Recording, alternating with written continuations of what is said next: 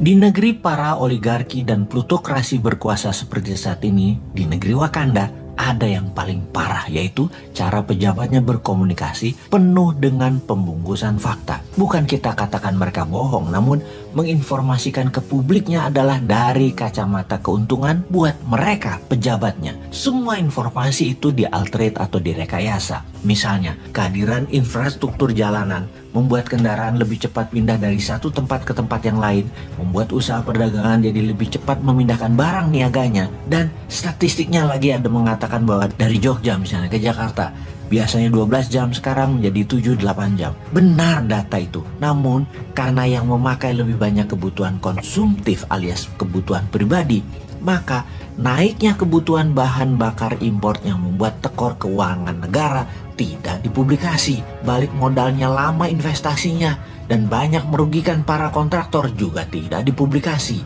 Ini maaf loh ya, cuman kritik bukan niat nyinyir, karena kita ingin memperbaiki cara bernegaranya, terutama komunikasi ke publik agar menjadi jujur, agar membuat masyarakat pintar, bukan membuat masyarakat bodoh. Kita semua tahu deh bahwa ada pejabat-pejabat di negeri yang saat ini memang disarankan mau jualan diri untuk menjadi kandidat presiden di tahun 2024 yang memang diprogram dan ditarget. Mereka itu salah satunya adalah SM, AH, ET, dan beberapa orang lagi yang didorong dan direstui untuk maju ke 2024. Karena itu mulailah siapapun, bukan para menteri incumbent tetapi para pejabat, mulailah menggunakan fasilitas jabatan untuk menjual diri kesuksesan sampai award pun dibeli pakai anggaran Pemda dan anggaran departemen. Gak peduli mereka. Jadi apa yang mereka lakukan? Ya mengelola data ke publiknya demi kepentingan mereka, yaitu semua hal dibuat dramatis sampai lebay, bahkan over berlebih-lebihan sekalipun. Gak peduli mereka, toh rakyatnya bodoh. Misalnya kasus penerimaan pajak kali ini ya, bukan main, sangat dramatis. Kalah drama Korea, sangat bersejarah. Terlampir fakta data target pajak dan pencapaiannya di setiap tahunnya. Di 2016 targetnya 1,539 triliun, realisasinya 1,284 triliun.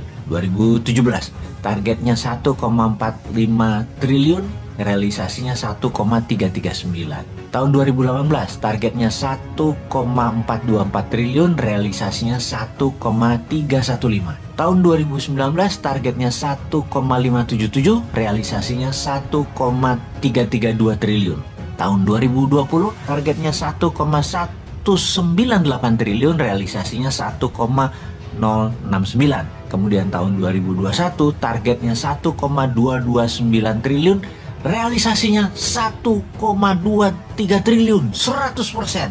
Tahun 2021 ini bersejarah. Untuk pertama kalinya setelah bertahun-tahun, realisasi penerimaan pajak 100% lebih.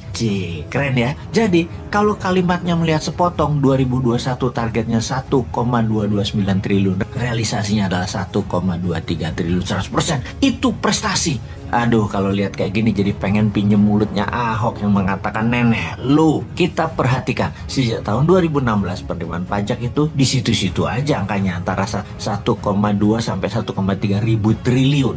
Maka jika ada pejabat bilang pencapaiannya 100% itu bersejarah, ya kita jadi mikir, bener sih penerimaan targetnya 100%, tapi yang dilakukan adalah menurunkan target pencapaian. Di tahun 2016 targetnya adalah 1,539 ribu triliun. Di tahun 2021 turun target menjadi 1,229 triliun. Biar terlihat prestasi, menggunakan strategi yang tepat adalah lower the standard atau turunkan targetnya. Berhasil deh memenuhi target 100%. Kalau mau lebih berprestasi, nanti tahun 2022 target turunin pajaknya jadi 1.000 triliun aja. Langsung pertama kali dalam sejarah kelebihan menerima pajaknya. Wah, mangkel kalau udah kayak gitu tuh. Tapi ada satu hal yang saya apresiasi, yaitu para petugas pajak di bawahnya yang memang bekerja ekstra keras dan patut diacungi jempol. Kalian lembur banting tulang 24 jam sampai tipes-tipes mencari pendapatan negara. Di sisi lain ada yang banting tenaga 24 jam, kerja habis-habisan, menghabiskan duit negara. Pokoknya anggaran harus habis. Tuh dibanding ke luar negeri, buat agenda meeting yang 2-3 jam di Bali, di Labuan Bajo, bangun sumur di jalanan, peresmian. undang wartawan, bawa media, beli penghargaan tingkat dunia kalau perlu. Soalnya nanti kalau tidak habis anggarannya, tahun depan tidak dikasih lagi.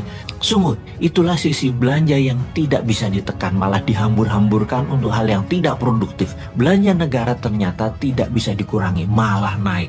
Karena itu, kalau mau jujur harusnya memberitakannya bukan keberhasilan 100% pencapaian pajak, tetapi anggaran belanja yang terbesar sejarah. Gapnya harus diakui bahwa selisih tahun 2022 adalah hampir 900 triliun, adalah terburuk sepanjang sejarah, dan menutupinya pakai hutang. Tapi kan nggak mungkin, itu kan mencoreng gelar terbaiknya yang nggak bakal dilakukan lah. Nulis berita kok jujur, bodoh namanya. Punya jabatan, punya uang anggaran, dan punya dukungan mayoritas penduduk, ya harus dimanfaatkan toh.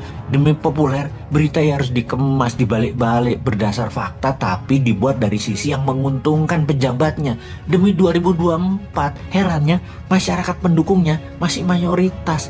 Kalau kita memberitahu kebenaran yang sebenarnya, dikatakan anti pemerintah. Cuk, ini nggak anti pemerintah, ini anti pembalikan fakta yang tidak mendidik utakmu.